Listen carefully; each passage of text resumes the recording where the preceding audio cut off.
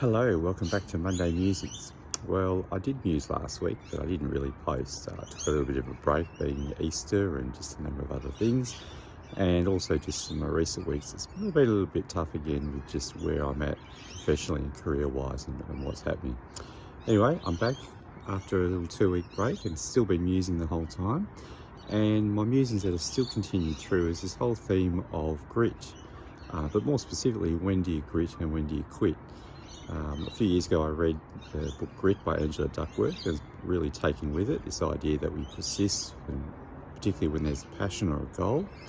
But also in it talks about knowing when it's the right time to maybe quit on some and either refocus on others or let some go altogether. And that's really been sticking with me the last few weeks.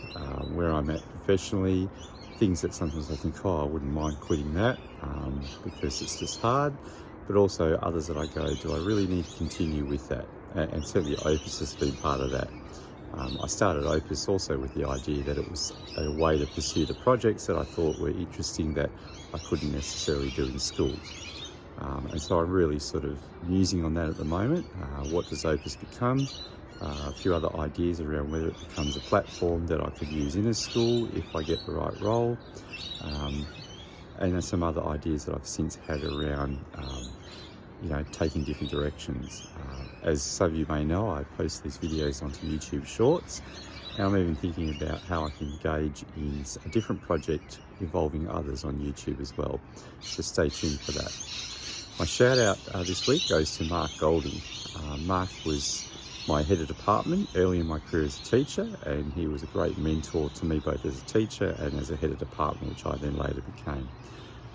Mark's been a PE teacher. He's also heavily involved in karate at the national and Olympic level, and I caught up with him recently. It was a really great chance to catch up and chat and really have great respect and admiration for who he is, but also all his accomplishments in his professional life, both in teaching and beyond. So shout out to Mark. It was lovely to catch up with you recently.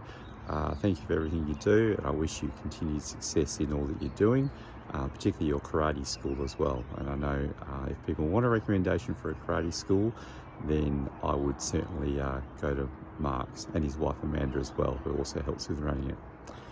Well, that's it for me for this week for Monday Musings. It's good to be back. I hope you get through here to the end, and please feel free to leave any comments or feedback that you have about what's been mused on this week, and we'll see you next week.